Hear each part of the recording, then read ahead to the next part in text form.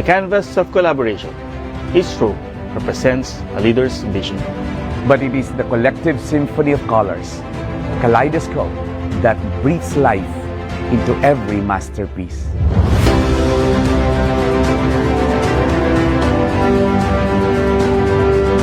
Just as a vibrant artwork showcases the harmonious collaboration of colors, An organization flourishes when its leadership acts in unity.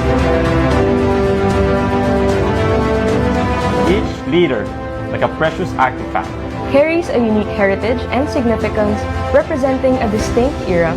and story within the landscape of business and industry.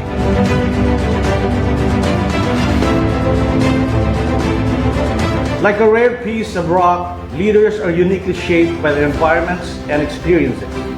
Embodying resilience, adaptability, and strength.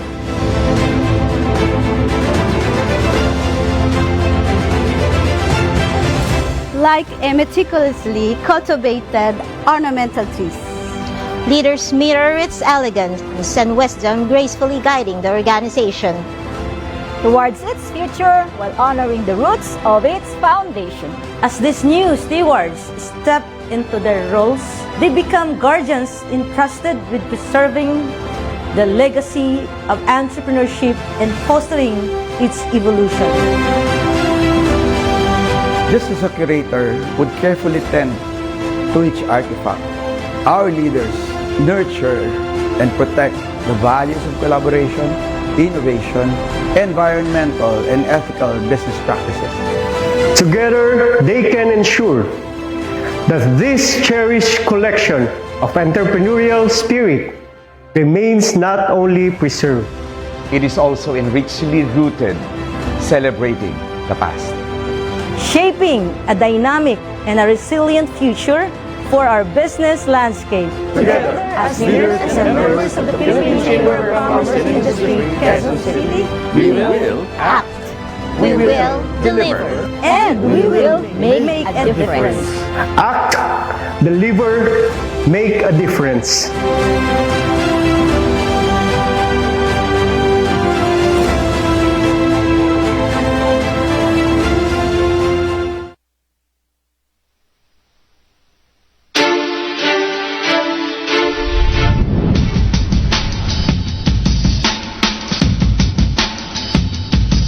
In the advent of technology and information came a different threat: identity theft, other cyber crimes, and fraudulent activities.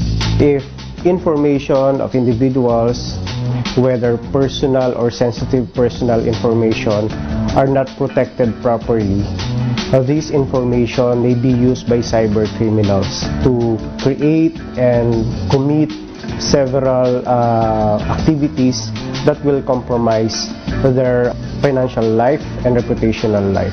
As regards organizations and companies, if these rights are violated, of course, there will be a threat to the business. Imagine if your system is hacked. If information gathered by the organization is compromised, there will be loss of trust coming from your customers. There is a risk that you will lose those important customers that you have. ADM and Partners, Data Privacy and Consulting Incorporated, saw this need in 2017. This is also in compliance with RA 10173 or the Data Privacy Act of 2012. Data privacy, it is the right to be let alone and the freedom from intrusion and any interference. It's important because one, it's a fundamental human right that all organizations must respect because each individual has the right to control and determine what type of data will be processed from him. And secondly, in case of violation, organizations may face penalties of both imprisonment and fine. And they can also face liability of civil payment as well as damages, and to the extent that they may be banned by the National Privacy Commission from processing, collecting, and using personal data. With safety and security in mind, ADM and Partners delivers a holistic approach on data privacy compliance. They make sure all bases are covered from end to end. We started with zero knowledge about data privacy. When we partner with them, they introduced to us all the laws, how to comply with it, and they trained all our employees from the securing our documents, what to give or not to give to people when they ask for it. It is a continuous development for our company, knowing that data privacy is a very new law. ADM is always there for us, and they are able to assist us in all our inquiries.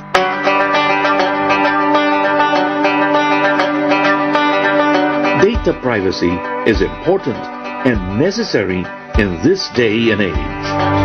So, part of this, Thus, ADM also conducts seminars and trainings regularly. So, just like service contracting. Most of my exposure to the Data Privacy Act is derived from reading materials pertaining to such. Now, with this training, it helped me broaden and further my knowledge on the sensitiveness of this data privacy law, because it gave me more idea on the types of data that needs to be protected, and in the same manner protect my company from any possible suit, from any violations that I may encounter as I manage my business.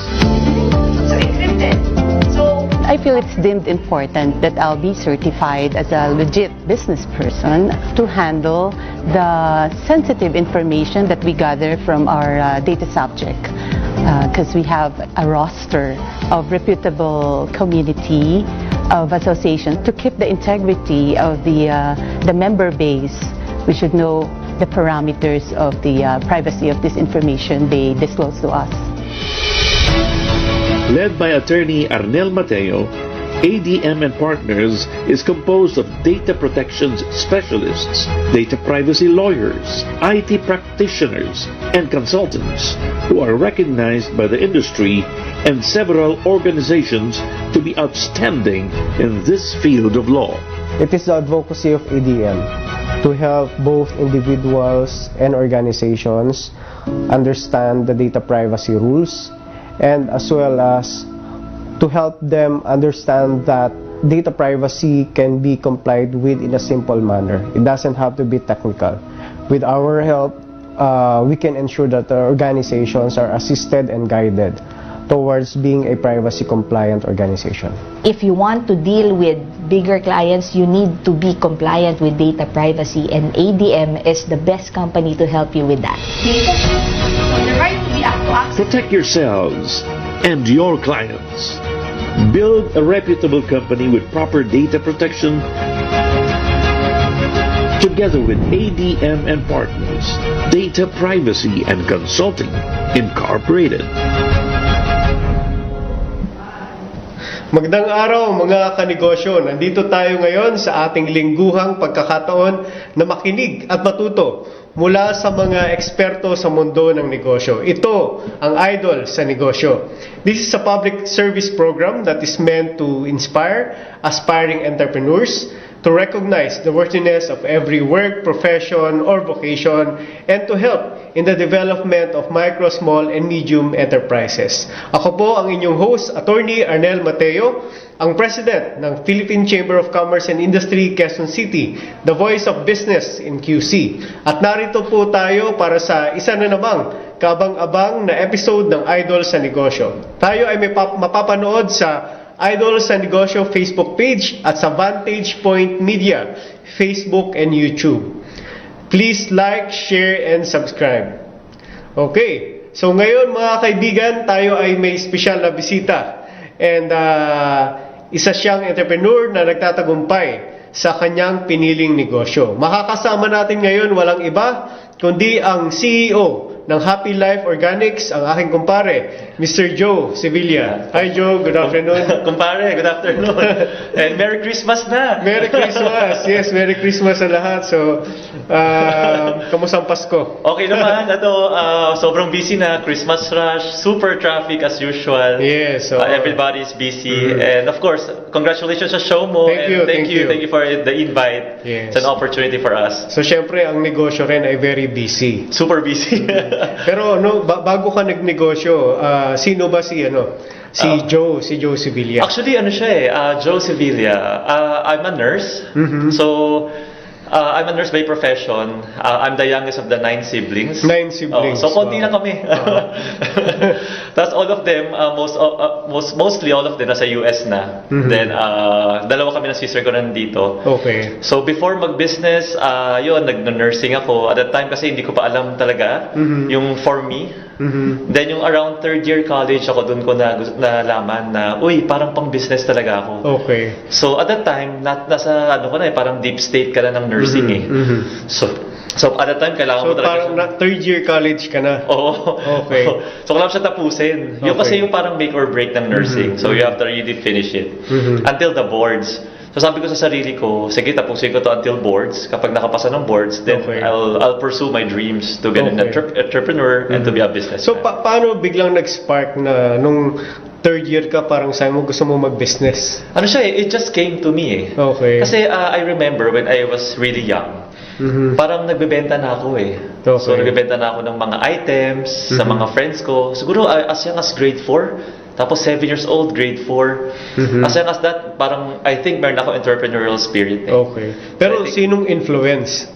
Kasi sa family ba? Merong into business? Oo, actually my dad and my mom are into the business din. Okay. So, na-inspire ako to them, as well as my brothers and sisters. Kasi nga, I'm the youngest of the 9 Okay. So, medyo nag-work na sila at that time. So, na-inspire ako sa people around me. So, when you started studying nursing, may business na kayo noon sa family? Meron na kami family. So, nung time na yun, parang hindi ka pa sure na magne-negosyo ka? Hindi pa Actually, at that time, nung 4th year high school ako, wala pa talaga akong gusto na in my life. So, siguro ngayon sa mga kabataan, uubra yung mga gusto, yung K-12. Kasi talagang meron silang ample time to decide Yes. So, ako, dumating yung point na yun, 3rd year college, na, ito na talagang gusto ko, to be a businessman, to be an entrepreneur. Pero nung time ba na yun, active ka sa family business nyo? Hindi rin. Hindi ka active? Active ako, to enjoy. Active lang to be there. Kasi at that time, 3rd year college, medyo mahirap yung nursing at that time. Kasi medyo yun yung mga curriculum and yun yung mga subjects na talagang pang nursing na talaga. And medyo deep dive na yun. Kaya hinahayaan muna nila ako sa studies ko noon. Pero yung 3rd year na yun, merong situation, siguro may nangyari. Na parang bigla ka nag-decide na gusto ko mag-business. Parang turning point, parang awakening siya. Actually, totoo yun. Sa nursing kasi noon, so that's the time na pupunta kami sa mga different areas ng hospitals like ER, OR, DR. So at that time, nandun kami sa ER, emergency room. So nag-attend kami ng mga patients. Very busy. Especially yung ER, if you would imagine, Okay. Yes. Tapos, may dumating na nirarush na bata. Siguro mga 5-6 years old. Okay. So, nirarush siya sa ER. So, at far nakikita ko siya, parang, may bata doon na. Tapos, nire-resuscitate siya. Tapos, tumaba na yung bata, nag-edema na. Kasi nga parang hindi niya na kaya. Okay. And then namatay yung bata na yun. So yun yung turning point. Sabi ko, shucks, kasi mahilig ako sa bata So yung turning point, shucks, di ko yata kaya mag-nursing. Yung nursing yata hindi para sa akin. I see. So ngayon, nag-meditate ako, nag-pray. Ano ba talaga yung para sa akin?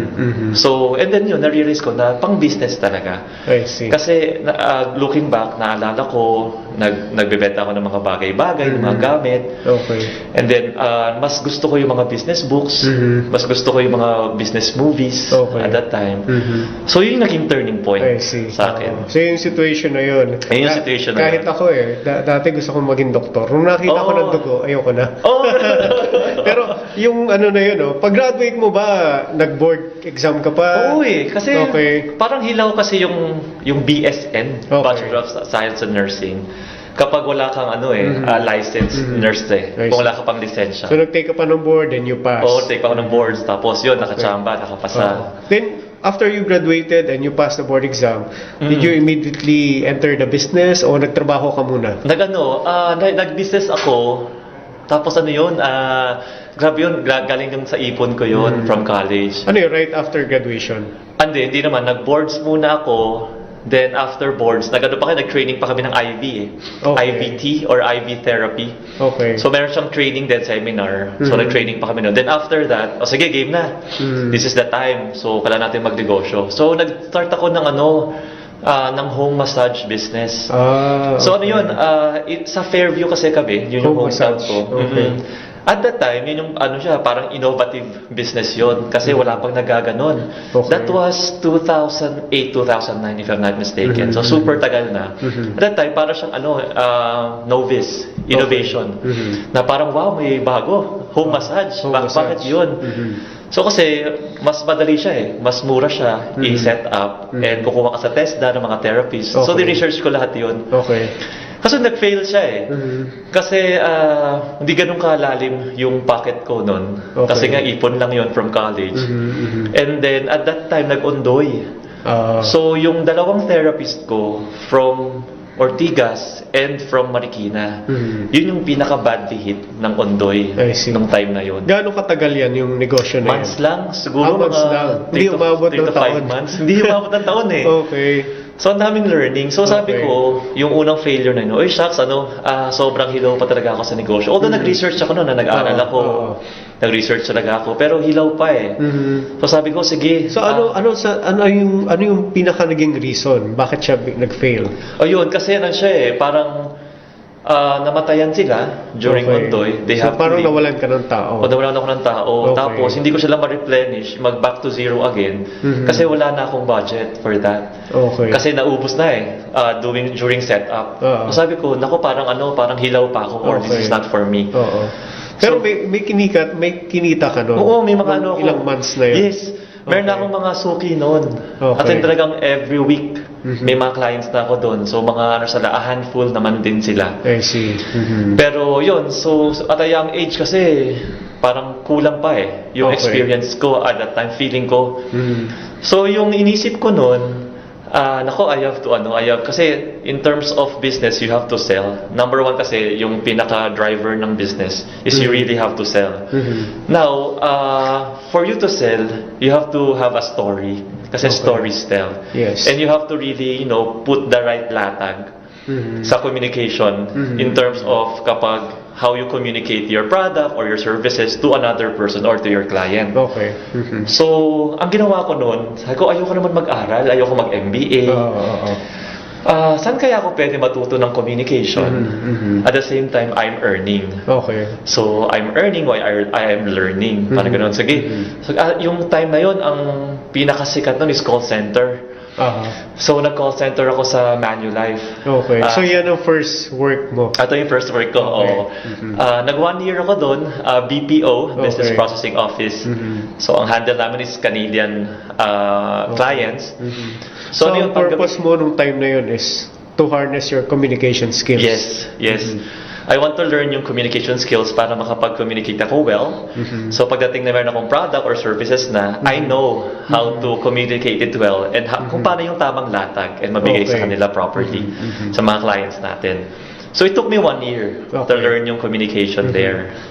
And then after that, so saan ba dito pinakamagaling mag-sales? Sino ba pinakamagaling magbenta dito? I see. So I was researching, I tumbled down si GSK. It's a pharmaceutical company. At that time, number 1 sila globally. Si GSK. So sige, pasok ako. So enroll ako, nag-try ako maging sa GSK, maging employee. Parang sales representative? Sales representative, medical representative, so med rep siya. So, ano siya, 1 year din ako doon. Yeah, it took me 1 year to study yung sales. Pero before ako mapasok sa GSK, grabe, sobra kasing number 1 yung GSK globally nung time na yun. Kasi sobrang stringent ng process nila. Okay. So, I remember merong parang 100 kami sa in-interview. And then parang ako lang yata yung nakapasa doon eh. Kasi yung time na nandun na kami sa isang classroom, malaking classroom, wala akong naalala doon eh, na nakita ko from the day of the interview. Okay. So nandun na kami, around 100 ulit kami doon. Tapos yung nakapasa around, if I'm not mistaken, mga around 30, 40 people. So doon, ang binibenta mo, gamot? Oo. Okay. Magamot talaga. So paano nakatulong ngayon yung pagpasok mo dun sa company where you learned yung sales? Ay, sales, yeah. Kasi meron siyang quota eh. Okay. So you really have to communicate well. Okay. So okay yun. So feeling merong pressure. May pressure. Okay. Well, todo yung pressure nun. Wala kang budget, pero malaki yung quota mo. Okay. So hawak ko yung mga wholesalers nun. Ang area ko nun sa may saan ba to? Sa may Masangkay, Binondo. Okay. So hawak nun may mga wholesalers. Yung mga wholesalers, grabe at that time, siguro 2012 yun, 2013. Ang quota ko nun, 10, 12 million per month. Per month? Per month. That's like, yung quota ko yun at 2012. So pag hindi nyo na-meet yung quota? Walang incentive. Walang incentive? Wala kang commission, wala kang incentives. Okay. So ano siya, pressured siya. So yung mga first 8 months ko, 9 months, hindi ako kumukota. Tapos yung finally natutunan ko na kung paano talaga yung totoong science ng pagbenta and how you have to really to sell. So yun, natutunan ko. Yung the last 3 months ko, puro quota na yun siya. Okay. So feeling ko alam ko na mag-sales. Okay. So ano yun? Ano yung binabanggit mo na science? Science of sales? Yung science of sales, you have to know ano pa talaga yung pinaka-need ni client. Okay. So once na nag-arise na yung need, so you have to ask a lot of questions. Just like you, attorney. Yes. Di ba, ang dami mong questions as an attorney to really open up ano ba talaga yung totoong nangyayari. So ito, ganun din sa sales. You really have to ask questions. Sabi nga nila, insightful questions. Yes. Para to really open up din. What are the really, yung really need ng client na to. And then, yung need niya na yun, you can tap naman sa solutions na what you have right now. And then kapag pinag-match mo siya, sale na yun. Yeah. Kasi syempre when you have a product or service, hindi naman yan basta-basta bibilhin nung kausap mo, di ba? So kailangan maging need niya muna yun. Yes. Kailangan dalawa eh. Dapat maging need niya or you remind him or her na need niya yun. Okay. Kasi minsan nakakalimutan na need ko yun eh. So, kasi yung iba parang in denial na, I don't need that. Diba? Tapos kapag ni-remind mo because of the benefits, ay oo nga no, need ko na pala siya. So how pushy were you then? Hindi, dapat di ka pushy eh. Kasi doon tayo so dapat in sales, hindi ka dapat pushy. Oh, hindi dapat. Kasi papasok tayo sa pangalawang aspect naman sa sales is relationship. Alam mo, attorney, brother, sa Philippines alone, sa buong mundo, Philippines lang na kino-consider yung relationship for you to buy a product. Sa ibang bansa, your product has to be top-notch. Dapat number 1, dapat sobrang galing niyan. Dapat sobrang quality niyan. And ang taas dapat ng value niyan. Pero sa Philippines alone, na number 1 is relationship muna. And then after that, values na ng products. Like the value it gives to the client or to the recipient. So number 1 is relationship. Especially like sa atin. Di ba kapag meron kang dalawang kaibigan, isa doon nagbigay ng gift, isa doon wala masyado, sakto lang. Parang mas medyo inclined tayo sa nagbigay ng gift. Especially ngayon, Christmas time. So dami nagbibigay ng gift. So paano yun? How do you build your relationship doon sa prospective buyer mo? Yeah, that's a good question, attorney. So brother, I build my relationship to them through credibility. So dapat talaga credible ka as a person. So for you to build your credibility and your character, kailangan hindi ka lang honest eh. Kailangan meron kang integrity. Kasi integrity is really deeper than honesty. Kasi honest ka if someone is looking. Integrity, you're honest even if no one is looking. So honest ka sa sarili mo. Hindi ka lang honest sa ibang tao. So that's integrity. And people will know that. And people will feel that. So doon na build yung character. Okay. Tapos, always have in mind na what's in it for them versus what's in it for you. Or how can I serve this person better versus how can I serve myself better. So it's about him or her versus about you. Yeah. So, halimbawa, when you're doing your sales, parang do you have a specific script na sinusunod? Para tapos para masigurado mo na makukuha mo yung client na yun? Ano siya? Yeah, hindi naman siya super specific script. Pero meron ka lang parang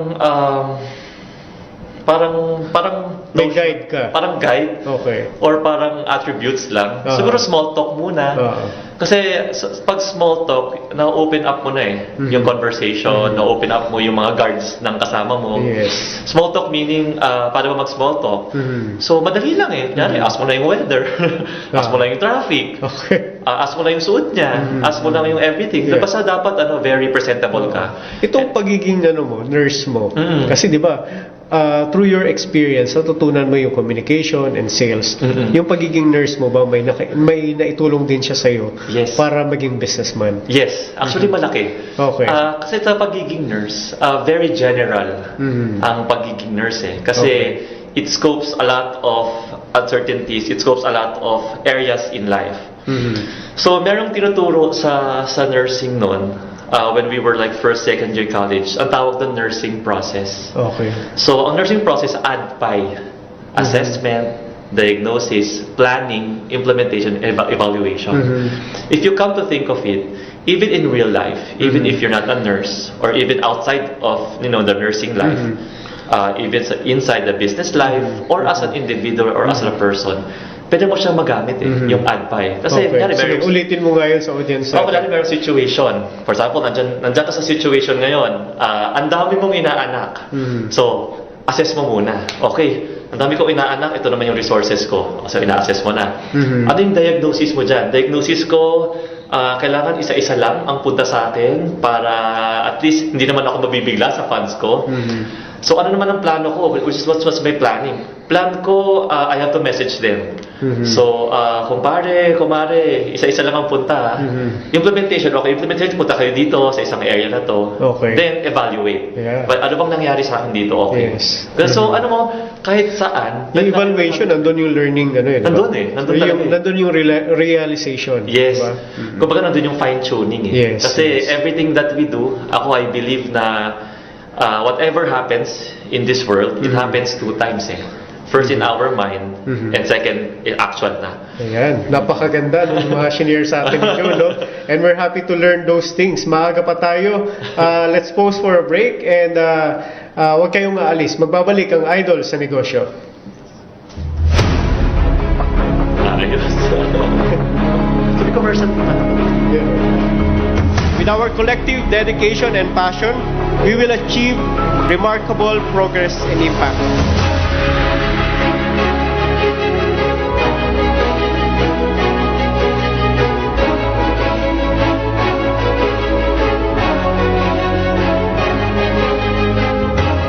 I stand before you with immense honor and excitement as the newly elected president of PCCI Quezon City. As we gather here today, we mark a significant milestone in our journey towards progress and development.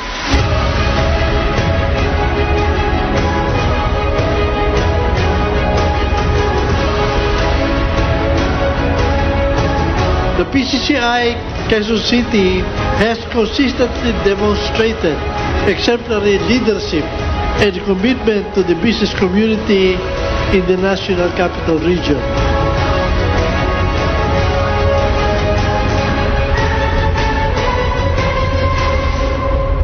I call this Philippine Chamber of Commerce and Industry Quezon City induction and turnover, awarding, networking, and an art exhibit into order.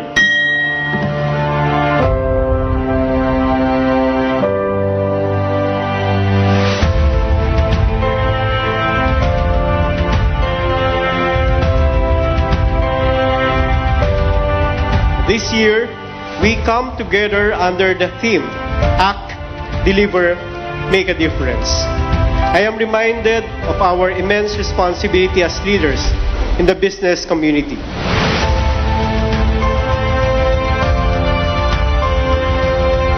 is a call to action, a call to deliver on our promises, and a call to make a lasting and positive impact, not only within our organization, but also across our communities and the nation as a whole. Rest assured that BIR will be your partner in nation building. Yan po ang maaasahan nyo po sa BIR.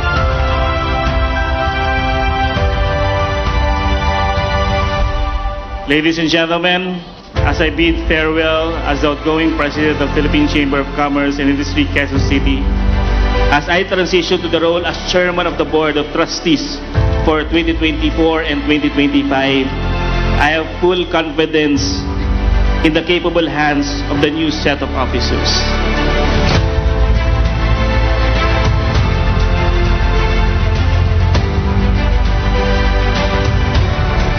To all our members who believe in my vision, in our vision, mabuhay, negosyante and Q-citizen, may our journey continue to bring prosperity and success to all. God bless us all.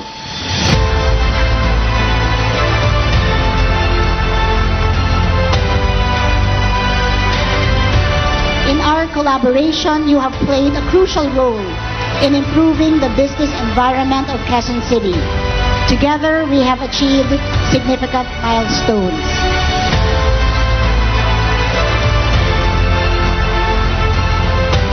Filipino people has one of the best traits. They will really persevere despite the challenges that they face.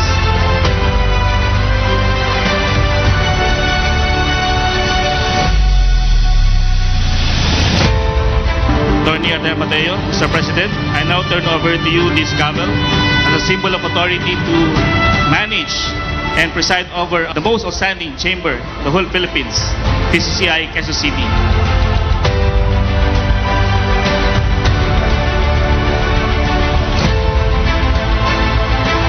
Together, we can build a vibrant and resilient business ecosystem that empowers our entrepreneurs.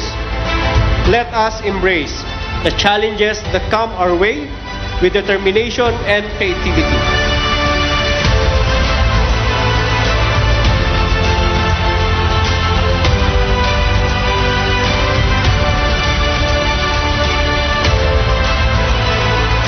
Let us be unwavering in our commitment to make a meaningful impact on businesses and communities we serve. Act, deliver, make a difference. Mabuhay ang Philippine Chamber of Commerce and Industry, Quezon City.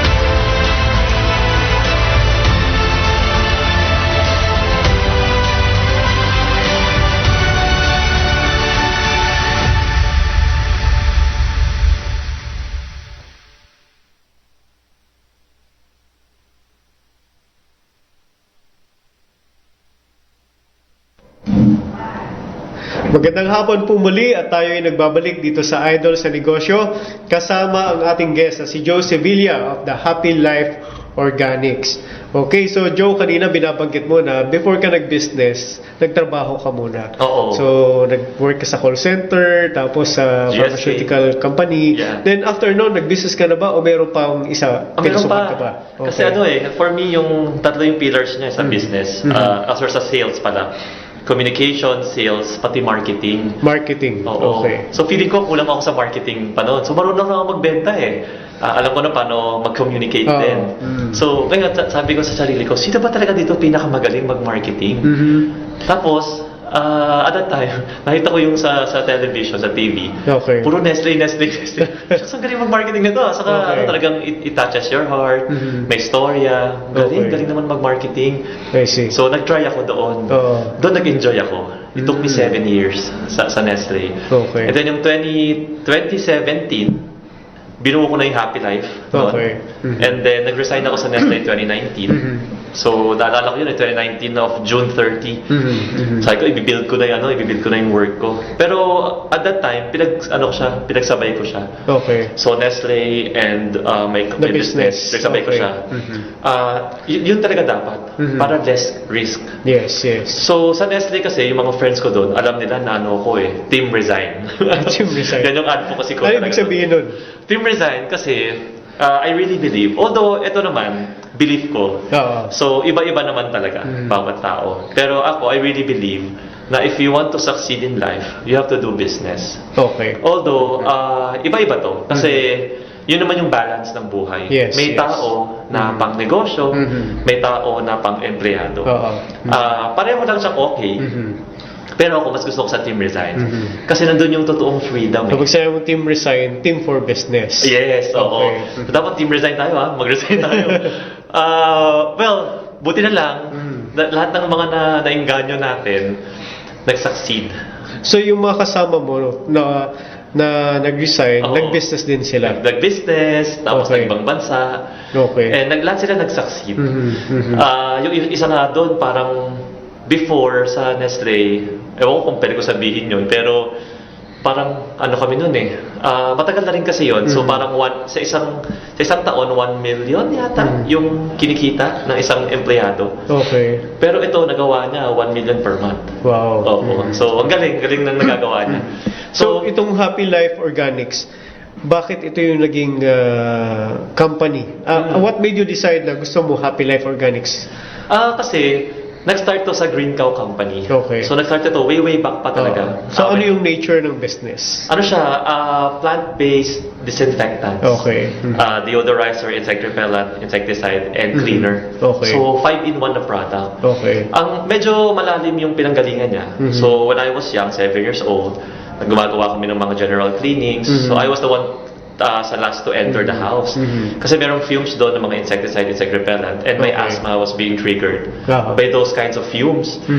So, fast forward, 2007, yung my dad and my mom founded yung Green Cow Company. Okay. Wherein nandun nila minarket yung product na yun. Okay. Kasi sila nakapag-invent nun And then, at that time, di pa kasi ready yung mga tao sa natural, sa plant-based, organic. So, di pa sila ready. Tapos, so, noong 2017, magmamigrate yung mga kapatid, sila din sa US. Sabi ko, hindi ako sama, dito ako. Tapos gusto ko sa Philippines O sige, handle na lang the business. Sabi ko, hindi, magtatayo na lang ako ng sariling business. Para fresh start na talagang from scratch. Okay. So, 2017, that was May 2017, binuo namin yung Happy Life Organics Philippines Inc.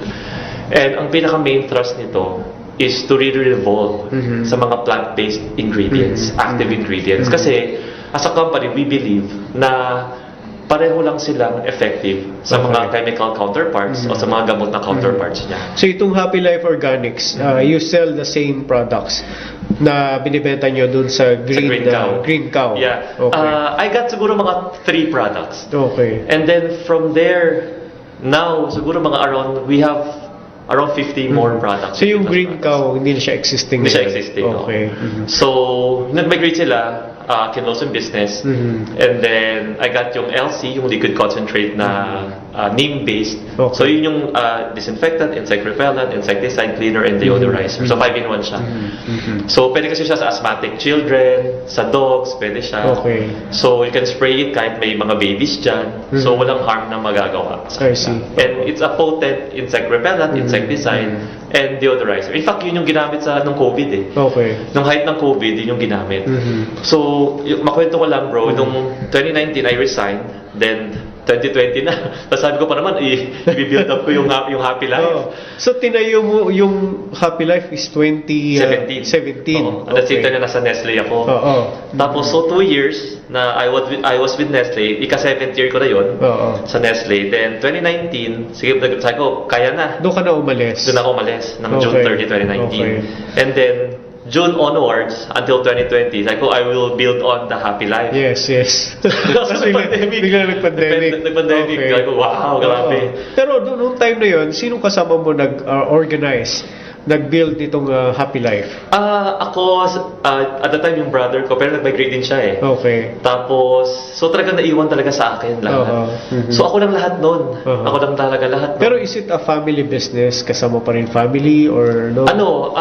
Kasama pa rin in terms of shares, dividends. Pero majority talaga, talaga tayo talaga eh. Okay. So, okay din yung ganun. Kasi matututo, tapos may mga challenges, may mga learnings. So, ang dami. Super daming sacrifices. Ba't hindi mo pinili na sumama sa kanila sa US? Kasi, unang-una, mas gusto ko talaga buhay sa Philippines. Oo. Kasi dito talaga, kasi ang daming depression doon dahil malungkot sa US Alam mo, kapag may problem ka sa US, wala kang tatawagin doon eh. Dito sa Philippines, mapapansin mo, pag may problem, kunyari, tumambay ka lang dyan. Di ba, makita mo yung mga tambay, umiinom. Tinatawanan pa yung tinatawanan pa yung problema nila eh. So kasi iba yung resiliency ng Pinoy kasi we have the family ties here. It's much closer with each other and our friends are here as well. So talagang iba yung support in terms of emotional support. So in terms of there's a depression and things like that, mas may support tayo eh. Kaya lang, siyempre yung family mo nasa abroad na, di ba? Nasa abroad, So how are you getting the support from them? From naman, kasi ngayon, automatic online, virtual. May Messenger, may Viber, may Zoom. So madali na lang eh, parang nandyan lang din sila eh. Tapos, once in a while, pumupunta sila dito, tapos ako naman, pumupunta naman din doon. And of course, I have my own family na rin. Siyempre, yun na yung focus mo din. So, kamusta yung Happy Life Organics before mag-pandemic? Yun nga, parang devastated kami noon. Hindi, before pandemic. Before pandemic, okay naman siya.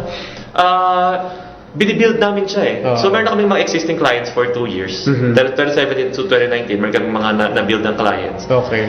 And then, so we're trying to build na talagang nakafocus na dito. So okay naman siya. Tapos, puwasok ko ng PCI at that time. Sino bang mga clientele ng Happy Life? May mga animal house. Okay. May mga hospitals, may mga clinics, may mga doctors. Okay. More of more professionals eh. Tapos we wanted to tap in yung mga household kasi mas gagamitin nila ito eh. Yes. So yun, tapos nag-pandemic. Anong gagawin natin? Anong gagawin ng pandemic? So, it turned out, napaganda pala siya. So para kasing naalala ko yung sinabi ni Winston Churchill eh. Yung pandemic na yun, sabi niya, never let a good crisis into waste. So, ibig sabihin nun, kapag may crisis like pandemic or challenges, merong opportunity dyan. Okay. Merong silver lining dyan. It's for you to find out. Yes. So, nung time na yun, meron kang opportunity na nakita? Meron. Kahit pandemic? Yes. Ang dami. In fact, nag-thrive tayo nung pandemic Kasi, bumalik kami sa drawing board, nag-add pa ulit kami. Yes. So, nursing process, nag-add pa ulit kami. And then, sabi namin, kailangan natin mag-pivot. Kailangan natin mag-adjust. Okay. Kasi kapag hinayaan lang natin to, mamamatay tayo. It's either you adapt or you die So, nag-adapt kami quickly. So, one time, nakikinig kami sa news. Ang haba ng pila sa isang drugstore only to buy alcohol. Okay. And lalabas sila empty-handed. Wala silang alcohol. Kasi naubos na. In demand. In demand So, kami noon sa factory, shucks, marami tayong alcohol kasi raw materials namin yun Yes. Yung alcohol. Gawa tayong service product. So, marami tayong alcohol, marami tayong supplier. Gawa tayong service product to help the people. Yun na talagang gusto namin. Kasi at that time, disinfectant. Meron tayong disinfectant So, ginamit yun sa Malacanang. Yes. Ginamit yun sa Green Hills. Diba? Yun yung number 1 na nagka-COVID before. Ginamit yun, binomba yun lahat. Sa mga cities, sa LGUs. Pero wala tayong service product. O sige, alcohol. Ang bilis nun. So, until now, may alcohol pa rin tayo. Pero, paano yung style ng pagbebenta ng Happy Life? Nasa market ba siya? Online selling? Online siya and through friends. Okay. Kaya very important yung saying na your network is your net worth. Okay. So the number of your friends and the character that you've built with them entails a lot It can really help you a lot sa business. That's why wag na wag mo sisirain yung character. Yes. Sa negosyo. Don't you ever break your character. Kasi so until now, kayo? Online selling kayo and... Yes. Online selling. Tapos meron tayong mga distributors throughout the Philippines. Okay. And meron din tayong mga main sellers like Pet Express, Animal House. Yun yung mga big gunners sa mga pet industry naman. Yes. Kasi meron siya yung mga sa mga pang-pets eh. Kasi si Happy Life in itself, they have 3 categories. So pet care, personal care, pati home care. I see. So ngayon, how do you market your products? Ngayon online. Online. Facebook ads, IG, TikTok. Kasi mas mura ngayon eh. Mas mura yung, sa totoo lang, mas mura yung FB ads versus billboard. Super expensive. Billboard, 400,000. Rent pa lang yun. Times 3, minimum 3 months. So for example, kung meron kang 1.2, i-boost mo na lang sa ads. Tapos diba, nabanggit mo kanina na importante yung communication, that you need to have a story. Yes. So paano mo nilatagan ng story yung Happy Life? Dapat benefit-centric siya. So, what's in it for the clients? Kasi ano ba yung benefits? Kasi stories sell eh. And kapag yung story mo is about them, so dapat meron ka munang hook.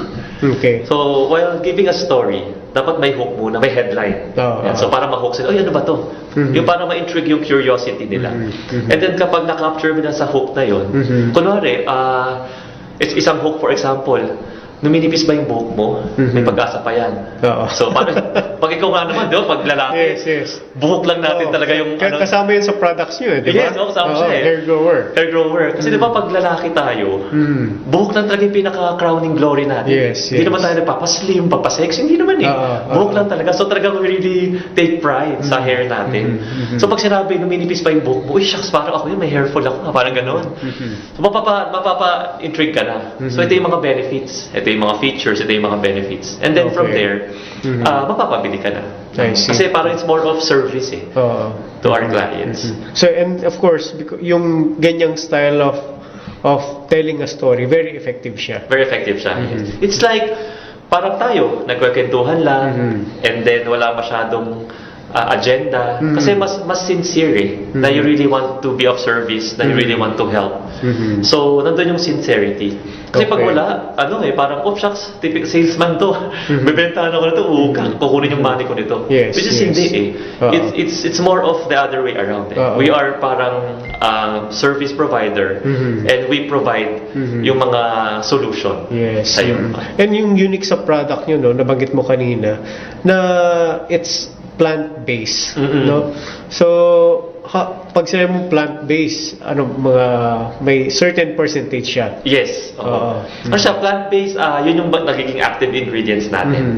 So, for example, it came from the neem tree.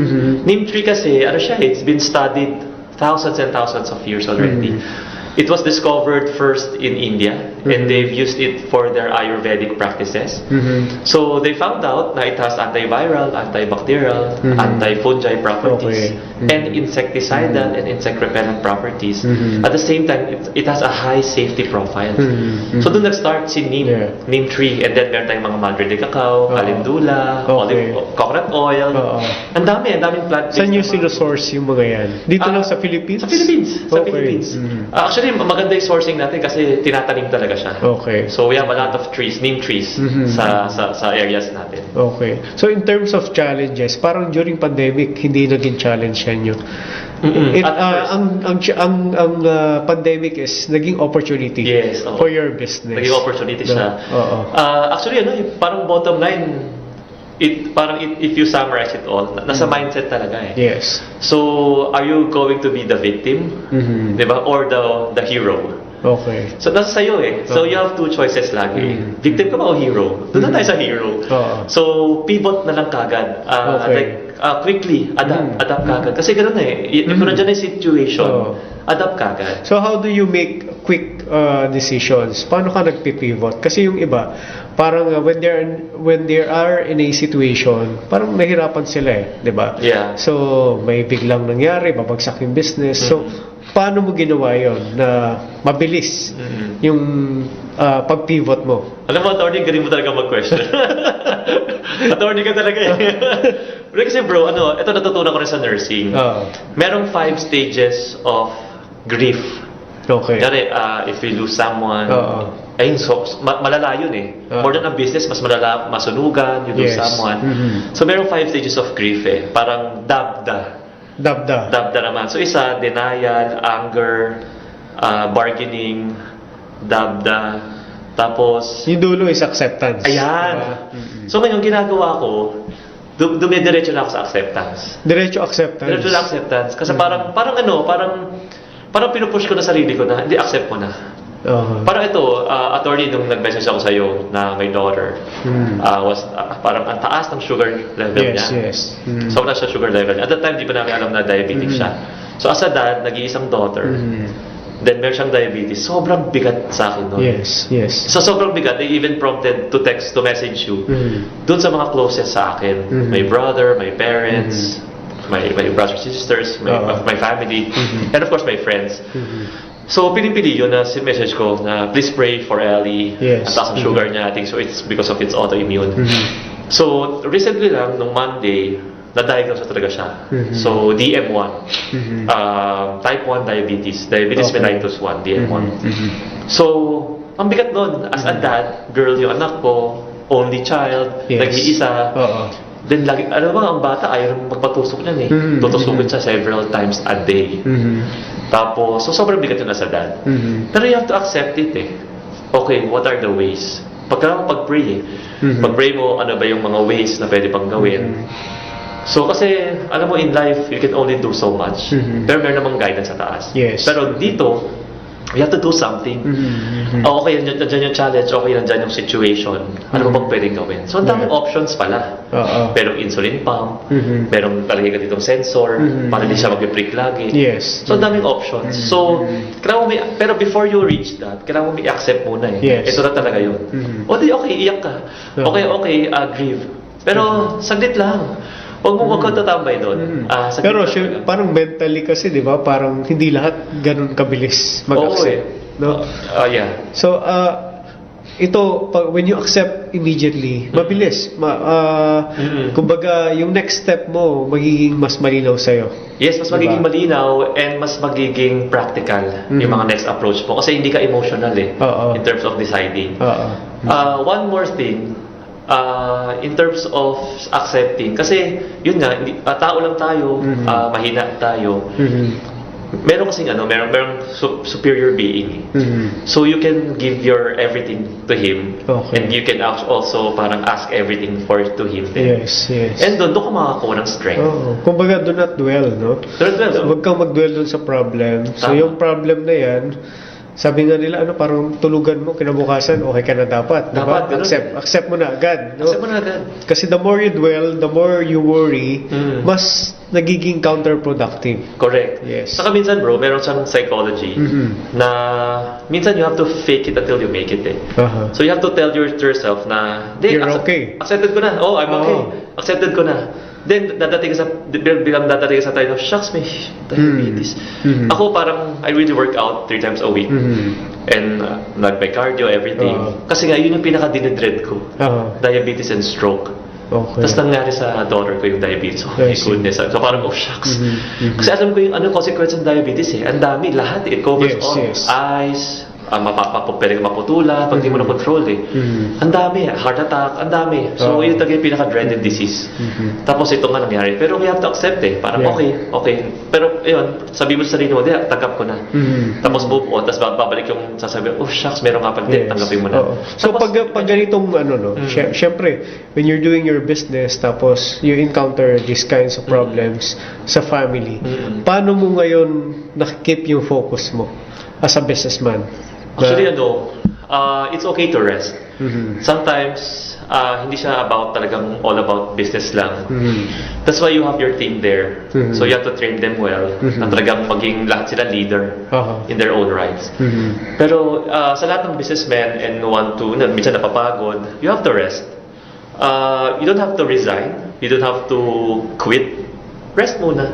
Rest lang. And then after ng rest, then fight again. So what we did, rest muna kami, focus muna kami kay Ellie, drop everything, focus kay Ellie. Pero actually, hindi nga talaga drop 100% I still take calls. You're still monitoring. Take meetings. Kasi you have still to be professional Yes. sa business side naman. Kasi syempre, your customers, they will not take that as an excuse, Exactly, di ba? If exactly. they need your service or product, ay hindi mo pwedeng sabihin na may sakit ako Yes, or tama. di ba? Doon naman yung doon naman nag-delineate yung professionalism and Yes. sa personal life. Mhm. So you just have to balance it. Yes. Kasi yung maganda naman kasi ngayon, meron ng technology Mhm. that can help you, to balance it. So how about your people? So sinabi mo kanina na in times like this na medyo sabay-sabay yung challenges, how are they helping you? Actually, di ko na sila kinuwentuhan eh. Na ganito nangyari, ganito yung meron diabetes si Ellie, type 1, di ko sila kinuwentuhan eh. Automatic kasi sila talaga. Okay. So parang, kasi yun nasabi mo nga, parang it doesn't matter eh. Kung malaman nila o hindi nila malaman. Yes. Pero we have this entity na professional tayo, and we have to go get our clients and go get in terms of service Yes, to them. Itong mga tao mo matagal na sa'yo? Oo, ever since na start talaga? na 2017. Since 2017 until 2024? Yes, oo. Okay, so paano mo nagawa yun na you were able to keep them? Kasi sa time ngayon, di ba, parang ang behavior ng mga ano ba Gen tawag Z. sa kanila? Gen Z, no? Gen Z, yeah. Ang behavior ng mga Gen Z, parang they come in, they come out, di ba? So, mabilis ang turnover eh. So, how do you keep your employees? Actually, proper balance talaga eh, which is yun yung tricky part. Pero, how to keep employees is treat them as family. Treat them as yourself din. And at the same time, kailangan turuan mo sila to be leaders din. Kasi sila yung magiging next in line eh. At the same time, bigyan mo sila ng mga challenges. But, make sure you're always there. So ano siya eh, para siyang for you to be addicted to something. Kailangan meron siyang parang makukuha mo yung satisfaction and then ma-challenge ka. So makukuha mo satisfaction and then ma-challenge ka. Kapag ganun yung rate of parang team mo, for sure ma-addict ka dun eh. So, how often do you parang communicate? Do you train? Yeah. Do you teach your employees? How often? Yes, meron kaming parang management meeting. Sa management meeting, once a week yun. Once a so, week. mga 1 hour, to minsan more than 1 hour. Okay. Doon, meron kaming training doon. Meron kaming parang, merong training si person A. So, mag-e-echo siya sa amin. Tapos, inaano natin yung help natin siya. Or parang tinutulungan siya for that. Now, so yun. So, kailangan talaga, meron silang challenges. And then, you instill the right values. Yes. And you look for the right values. Yung values ng company. Ano yung values ng company? Ano siya? HLOPI. So, heartfelt sincerity. Tapos, that's of course, nandun yung integrity. Tapos, parang service to others, client itself. Yung iba doon, dapat may kodigo ko eh. So, how important it is na you determine kung ano ba yung core values ng isang organization? Yeah, it's very important kasi yun yung pinaka-center natin eh. It revolves everything eh. It revolves even into sales and into marketing. And in terms of longevity as well. So, before we hire a person, we don't care kung sobrang galing ng isang tao or hindi masyado. Basta maganda yung values niya. Okay. Yun na yun. Kasi skills can be taught, pero values, I'm not sure it can be taught. Yeah. It's intrinsic to the person. Agree.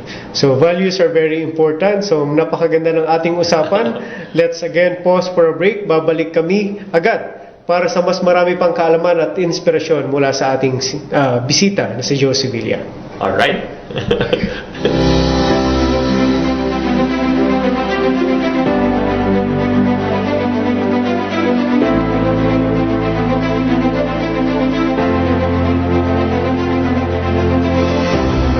In the canvas of collaboration, each stroke represents a leader's vision. But it is the collective symphony of colors, kaleidoscope, that breathes life into every masterpiece.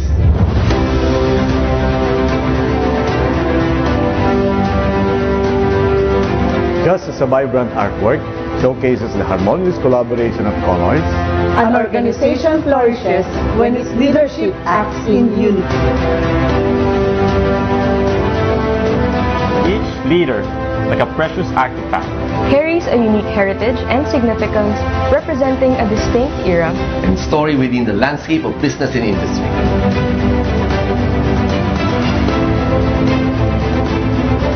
like a rare piece of rock, leaders are uniquely shaped by their environments and experiences. Embodying resilience, adaptability, and strength.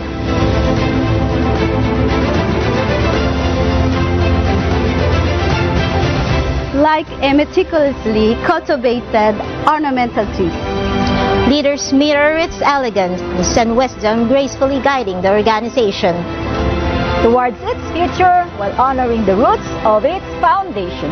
As these new stewards step into their roles, they become guardians entrusted with preserving the legacy of entrepreneurship and fostering its evolution. Just as a curator would carefully tend to each artifact, our leaders nurture and protect the values of collaboration, innovation, environmental and ethical business practices.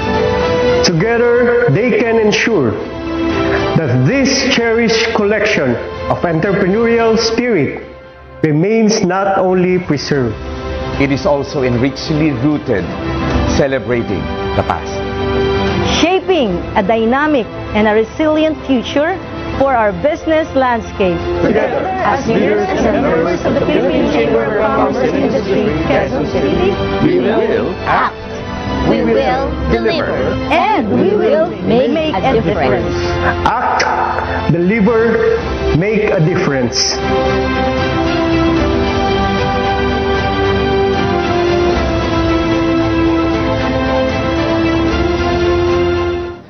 At nandito po tayo muli sa Idol sa Negosyo kasama ang ating guest na si Joe Sevilla of Happy Life Organics. So kanina na-share sa atin ni Joe Sevilla yung mga challenges na pinagdaanan ng business during pandemic and of course sa family, no. So ngayon, syempre Happy Life Organics is you're into yung mga plant-based products. And paano siya sa market? Kasi malaki rin ang competition, di ba? So how do you keep yourself unique? How do you keep yourself on top of the competition? Yeah, sobrang competitive nga ng market. Pero kami kasi, si Happy Life in itself, so meron siya 3 categories. Pet care, home care, pati personal care. So, meron tayong mga hero brands per product or per category. So for example, si Waterless Shampoo. Waterless Shampoo, it's the innovative shampoo brand ng Happy Life Organics. Tayo lang ang nagdala sa Philippines first, dito sa Philippines. So ang ginagawa niya is you spray, then you lather, then wipe. Naligo na sila. Okay. So ang bilis. Sa pet care yan. Sa pet care. Tapos, sa home care naman, we have this Z-Roach. So it's a gel type na you put it a pea-size amount where you see cockroaches, and then cockroach will go there, and then they go to their hives, and then they will die. The whole hive will die. So it's just like introducing the poison in their hive itself. Kasi you cannot expect a sprayer na papasok sa pinakasulok-sulukan ng mga ipis. Yung ipis gusto nila sa pinakasulok-sulukan and cannibalistic din sila in nature. So they will eat their own, may poison yun. So they will die. The whole hive will die. So that's for the home care. For the personal care, it's the Minoxi Plus. So it's a minoxidil active ingredient hair grower. Minoxidil kasi as an active ingredient, ito yung #1 dermatologist recommended na hair grower. So don't believe kung ang dami pang iiba dyan. Basta minoxidil yun ang #1 ng mga dermatologists worldwide. And then meron siyang LCLT, L-carnitine L-tartrate. Ang ginagawa niyang super minoxidil si minoxidil. Kasi si minoxidil para maging effective, kailangan niya ng energy source from the food we take, from the water that we ingest, no? Ito si LCLT, siya na yung readily available energy. So if you combine it, ang work na lang niya is to empower yung hair natin. At the same time, we put saw palmetto. Saw palmetto is a DHT blocker. So DHT blocker is the reason. Kaya it is the parang hormone na reason for baldness for male and female. Pag binablock na yun, natutulungan na mawala yung baldness. Maganda, no? Maganda yung mga products ng Happy Life Organics. Thank you. Pero ano yung reason bakit hindi nyo siya nilalagay sa mall, sa mga convenience store? Yes. Bakit wala siya sa mall? Well, the main reason is as part of our value is we really want to give the best service to our clients. And by way of best service is to give them the right price. If you would compare a minoxidil formulation and yung nasa supermarket ngayon, it will parang the price there is 1,100, 1,200. Okay. Sa atin 400 lang eh. Okay. So sobrang baba. Kasi wala tayo sa supermarket. Okay. Kasi sobrang laki. Kasi syempre pag nilagay ka sa Oo, supermarket, may you also placement pay for the ano. Yeah. Yung paglalagay mo doon. Yes, tapos may marketing fee. Yes. So ang daming fee na yon. So syempre, saan ko naman kukunin yung fee na yon? Syempre sa clients din. So if there are customers who are interested to buy your products, how can they contact Happy Life? Yeah, they can go sa Shopee or Lazada or sa IG or FB. Madali lang, lahat yon Happy Life Organics. Okay. So Happy Life Organics, yun lang. Sa Lazada, Shopee, Happy Life Organics. Sa TikTok, Happy Life Organics. Sa FB, sa IG, at Happy Life Organics. So very simple. Tapos sa IG, sa may Minoxy Plus naman, at Happy Life Skin. So if you can see, attorney brother, sa tatlong product ng mga hero products natin, sa tatlong yon, meron silang common denominator. That's innovation. Innovation. So, yun naman, doon kami nagiging ahead sa mga competitors natin and sa market. Kasi sabi nila, give the best value to your client and you will never run dry sa clients. Yeah. So that's why what we're giving. We're giving the best products and the best values and the best ingredients and the best everything, the services. Yeah. Para yung sabi nga nila, don't parang catch or get the cat. Attract the cat to go to you. Okay. Just like with business, don't get the clients, attract the clients with the best value. Yes, yes. So itong mga produkto nyo, affordable siya, no? Super Bagit mo kanina 400 pesos. 400 Anong product yun? Minoxy Plus. Minoxy Plus. Hair So how grower. about the others? Magkano yung mga price? Affordable din. Okay. For example, yung zero siya around 300 lang. Oo. Saan ba yung sa pet? Yung pet care? Yung sa waterless shampoo, 500 ml na may sprayer, 300 plus. 300. Okay. Super affordable lahat. Kasi gusto namin na doon, yung quality niya Rustans. Okay. Pero yung presyo niya SM bonus. Okay. Parang gusto namin sa may bigyan na service sa clients. Parang the best. Pero hindi ba yun mahirap na wala kayong physical store?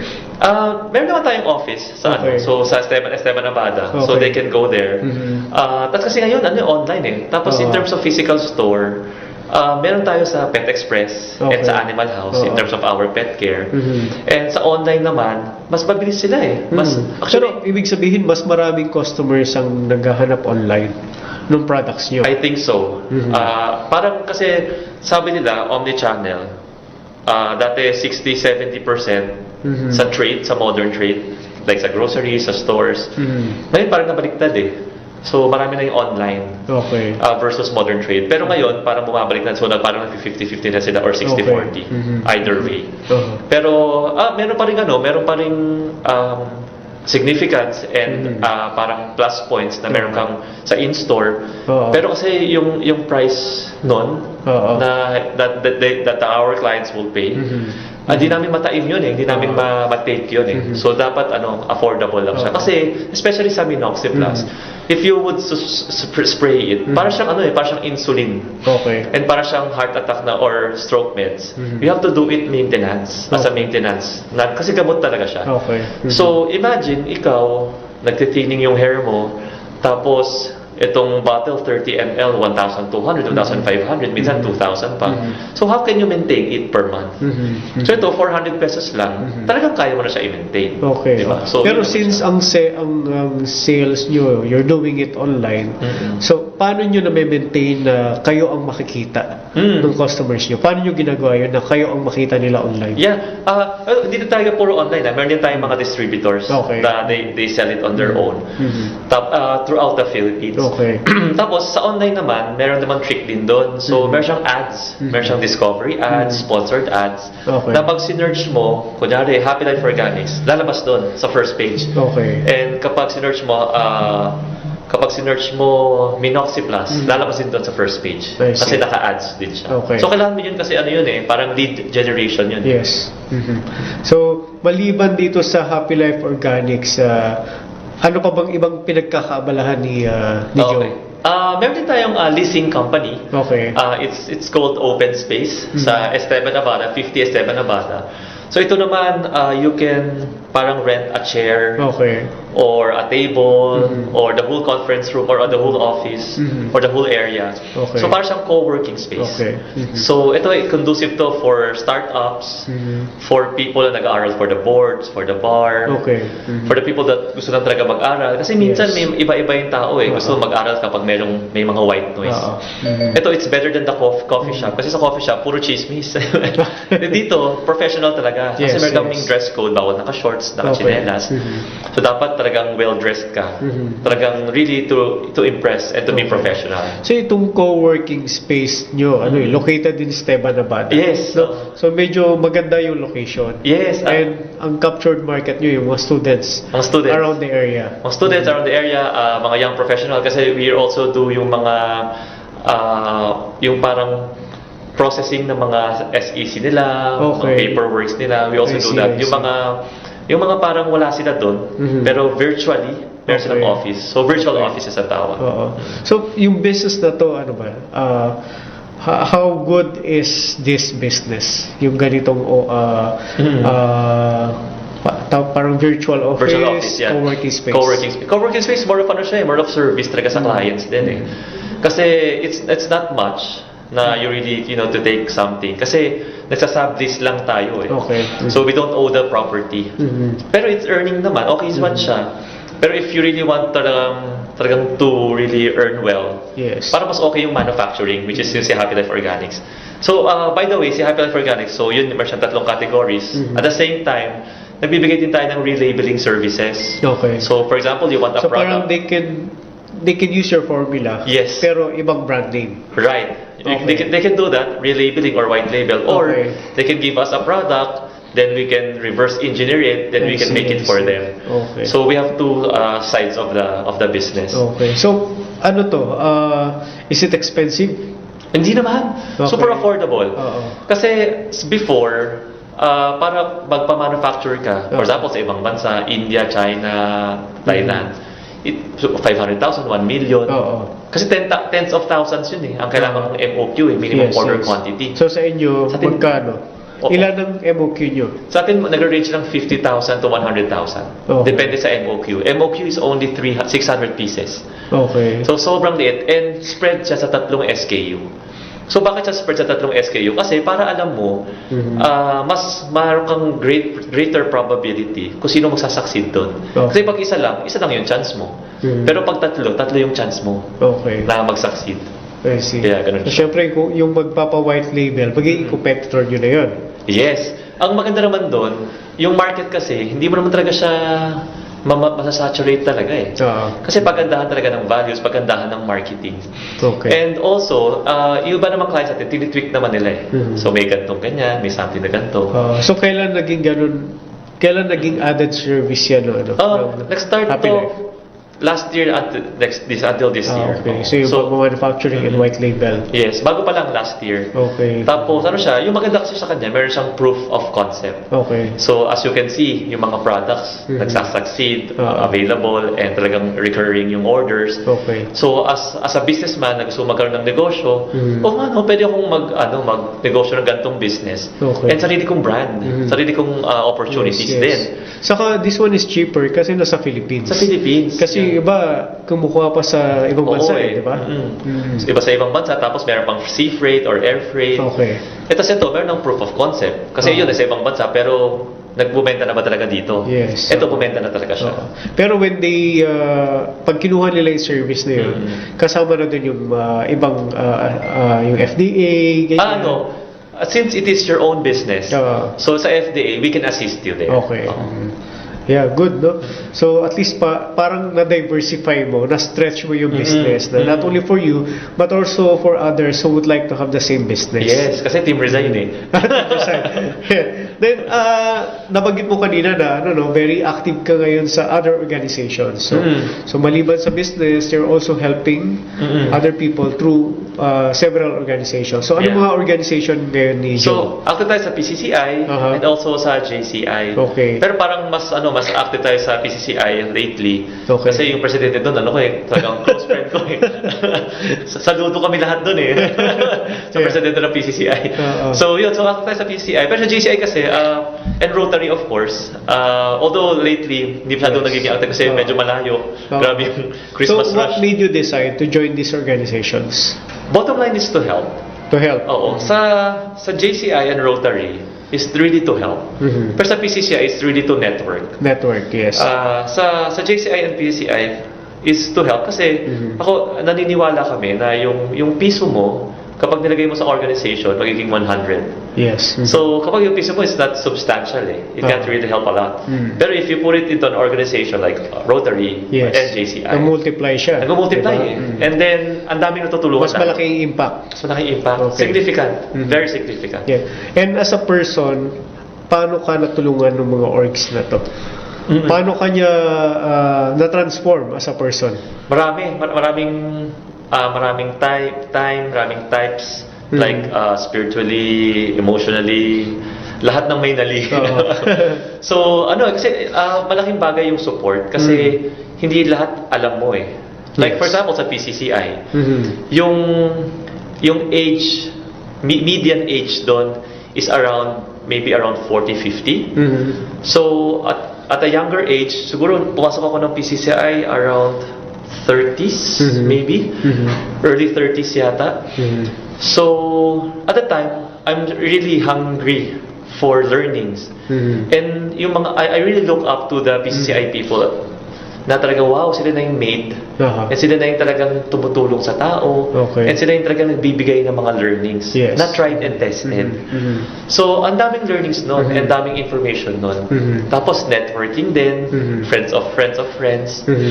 And then tuturuan ako to how to be good in business. Yes. And how to be good as a person, as an individual. Pero syempre you have to choose. Yes. You know, So sa mga starting business owners, would you recommend that they join mga organizations like PCCI QC? Yes, actually 101%. You have to join PCCI Quezon City. Alam mo, outstanding chamber to sa buong Philippines, sa NCR, and Hall of Famer pa. Yes. So in terms of learning, sabi nila, for you to be good in something, kailangan mo mag-aral ng ilang years. Sabi nila 10,000 hours. So that's 10 years. Pero with PCCI, nasa-shorten yun eh. Kasi hinog na hinog yung mga mentor. And lahat sila, ang goal lang dito is to share their learning. So if you want to learn, go to PCCI. Yeah, di ba? Kasi when you're doing your business, hindi lang siya for you to be successful, yung meron kang pera. Hindi lang siya yung meron kang market, di ba? Kailangan meron ka ring mentor. Yes. Di ba? So malaking tulong yun dahil hindi lahat talaga alam mo. Correct. And minsan yung kaalaman mo, maaaring naluluma na, you have to learn new things, practical ways to scale up your business. Makukuha natin yun sa organization like the PCCI Quezon City. Right. No? So meron kang business, meron kang organizations. Paano ngayon ang work-life balance si Joe? Oo nga. Work-life balance. Ako, madali na naman eh. Kasi alam ko naman kung ano saan ako talaga masaya eh. Masaya talaga ako sa family ko. Yes. Every time that I'm with them, I'm with my wife, I'm with my daughter, I'm with my family. I'm the most happiest. So, sometimes kapag I'm tired, so madali. So, nandyan lang sila. Tignan mo lang sila, mayakap mo lang sila. And then so sabi nga nila yung battery mo, social battery mo, or whatever battery mo, fully charge ka agad eh. So, ano yung typical day ni Joe? Puro meetings. So, MWF, nag-workout ako. So, MWF, workout yun. So, mga morning, mga 1 to 2 hours when they wake up. So, pray muna, ganyan, fix the bed. Do you go to office? How often? Workout muna. Tapos yung office ko, marami akong office eh. Office sa bahay. O sa bahay, tatlo yun. Tatlo yung office doon sa kwarto, sa isang office, isa sa dining.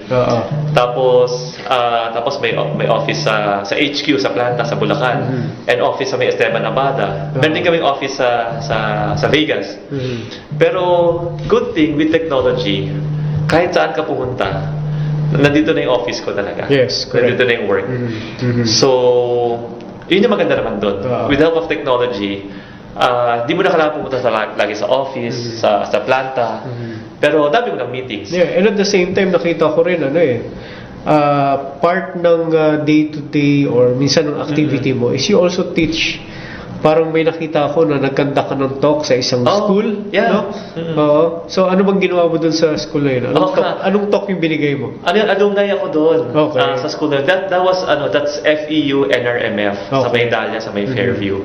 So they have this like nursing, they have this program, and they would like to teach their students. Siguro mga hundreds yata yung nandun eh. Tapos, they want to teach them na it's not all about nursing. And they got people na nursing, tapos nag-venture out into business. Into business. So, dalawa kami noon yung kabatch ko. So, parang mga nurses are good business owners eh, no? Sana. Siguro, because of the AdPi. Yes. Sana, yeah, because of the AdPi, I think. So, what did you share dun sa mga students? Yung AdPi din. AdPi. Oo, tapos, nag-share ako ng AdPi. Kasi dapat relatable sa kanila eh. Yes. So I shared yung AdPi, pero merong business counterpart. Kunyari assessment, ano yung business example doon. Then diagnose, ano yung business example doon. So, yun. So nag-talk tayo doon. Actually, it's an honor for me. Kasi, remember ko when I was in a 4th year college in that campus, in that university. Kinakabahan akong umakyat sa stage eh. Kasi meron kami noon sa English teacher namin, kailangan sa buong class of our batch, magsasalita ka doon.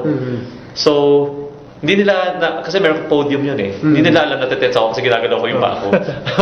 Pero ito, parang okay lang siya. There's always a first time. There's always a first time. Pero going back there, parang wow, ang layo. Iba na. Mas confident na, kasi yun naman na skill naman siya eh. Yes. Just have to do it always eh. And then it will follow. Yeah. So ngayon, patapos na tayo sa ating programa. Para sa ating mga manonood, ano ba yung mga advice na may ibibigay mo sa isang business owner? Paano sila maging idol sa negosyo? Okay. Siguro 3 things. First is, you have to know your why. Not just your why, your deepest why. Kasi, mo, sa business at sa negosyo, ang daming challenges and ang daming sacrifices na haharapin natin sa business. Pero if you know your why, it will keep on, it will fuel you to move forward and to push forward. So that's important. What's your deepest why? Is it for your family? Is it for yourself? Is it for your character? Is it for the Philippines? Is it for everything? Is it for what? What's your deepest why? Bakit ka bumabangon kinabukasan sa morning, no? That's the first one. What's your deepest why? Second is, sa lahat na nabasa kong business books, sa lahat na napanood kong business movies, if you summarize it all, you can summarize it in one word. And it's persistence. So in everything that you do, you can get it as long as you're persistent. When you're persistent, it's not about a matter of yes or no. It's just a matter of when. Kasi it's a yes already. Pero when ba siya? So you have to be persistent. Kasi talagang push ka lang ng push. Kasi lahat naman mangyayari. Yeah. As long as you're persistent. And it will fall into places na. So, push lang. The third one is you have to have faith. Faith not just in you, in your family, in what you do, in God, pero faith in totality. Kasi kailangan mo munang maniwala sa sarili mo, kailangan mo munang maniwala sa ginagawa mo, and everything else will follow. Kasi if you don't have faith, ikaw mismo wala kang faith, sinong maniniwala sa'yo? Diba? Wala din eh. So, pero if you have faith, and then, you will be like the zeros na mahahawa mo lahat sila. Parang gano'n. So, it starts with you. So, again, you have to know your deepest why. Second, you have to be persistent. Third, you have to have faith. Yan, okay. So, napakalaga ng mga aral na shinare sa atin ni Joe, no? And, yun, maganda yung mga binanggit mo na know your why, persistence, and of course, faith. That's very important. And, syempre, isa pa sa mga natutunan ko sa iyo kanina yung parang if you want to go into a business, i-keep mo yung sarili mo ng mga necessary skills. And nakita ko sa iyo, nag-aral ka, yung experience na ginather mo on communication, sales, and of course, marketing, lahat yun nakatulong para maging successful yung iyong business. So maraming salamat, Joe, Thank you din. of Happy Life Organics for spending your time with us. And sa ating mga manunood, maraming salamat sa inyong pagtutok sa Idol sa Negosyo. So patuloy tayong makinig, matuto at maging bibo sa mundo ng negosyo. Samahan nyo kami muli sa susunod na Martes para sa mas marami pang kaalaman at inspirasyon sa negosyo. Ingat po kayong lahat at magpatuloy sa pagtupad ng ating mga pangarap. Huwag kalimutang i-follow ang aming official Facebook page, Idol sa Negosyo, para sa karagdagang updates, information at ibang tips sa mundo ng negosyo. Be inspired, achieve business and professional growth, pay it forward. Magandang hapon, ito po ang Idol sa Negosyo. Yoo-hoo! Thank you, Brother.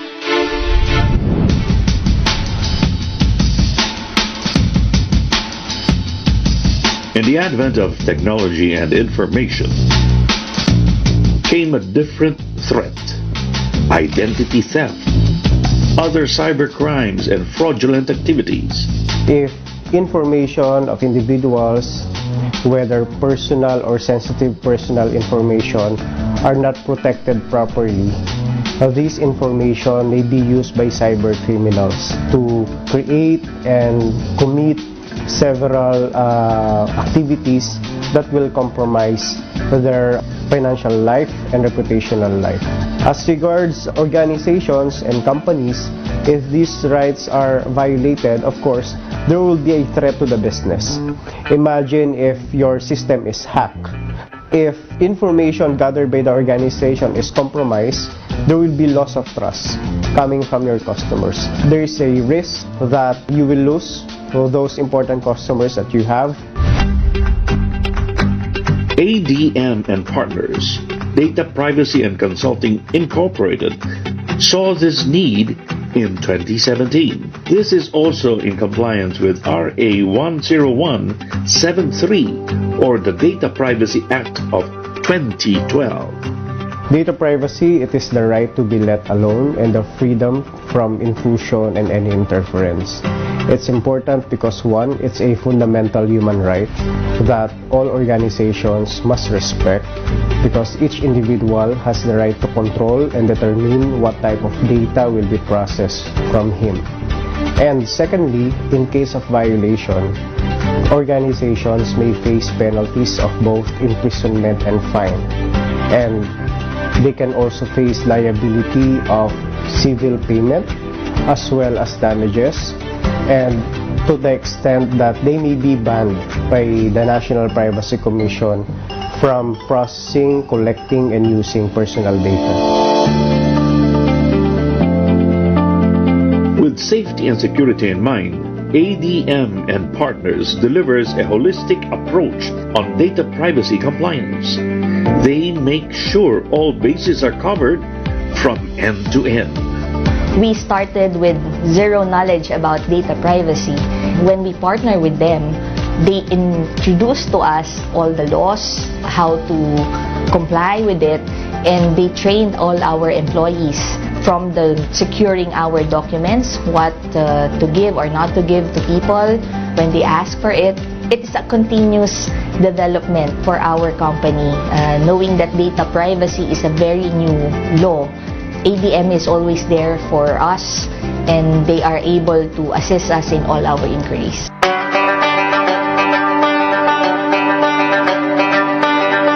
Data privacy is important and necessary in this day and age. Thus, ADM also conducts seminars and trainings regularly. So, just like service contracting. Most of my exposure to the Data Privacy Act is derived from reading materials pertaining to such. Now, with this training, it helped me broaden and further my knowledge on the sensitiveness of this data privacy law, because it gave me more idea on the types of data that needs to be protected, and in the same manner protect my company from any possible suit, from any violations that I may encounter as I manage my business. So encrypted. So I feel it's deemed important that I'll be certified as a legit business person to handle the sensitive information that we gather from our data subject. Because we have a roster of reputable community of associations to keep the integrity of the member base. We should know the parameters of the privacy of this information they disclose to us. Led by attorney Arnel Mateo, ADM and Partners is composed of data protection specialists, data privacy lawyers, IT practitioners, and consultants who are recognized by the industry and several organizations to be outstanding in this field of law. It is the advocacy of ADM to help both individuals and organizations understand the data privacy rules, and as well as to help them understand that data privacy can be complied with in a simple manner. It doesn't have to be technical. With our help, we can ensure that the organizations are assisted and guided towards being a privacy compliant organization. If you want to deal with bigger clients, you need to be compliant with data privacy, and ADM is the best company to help you with that.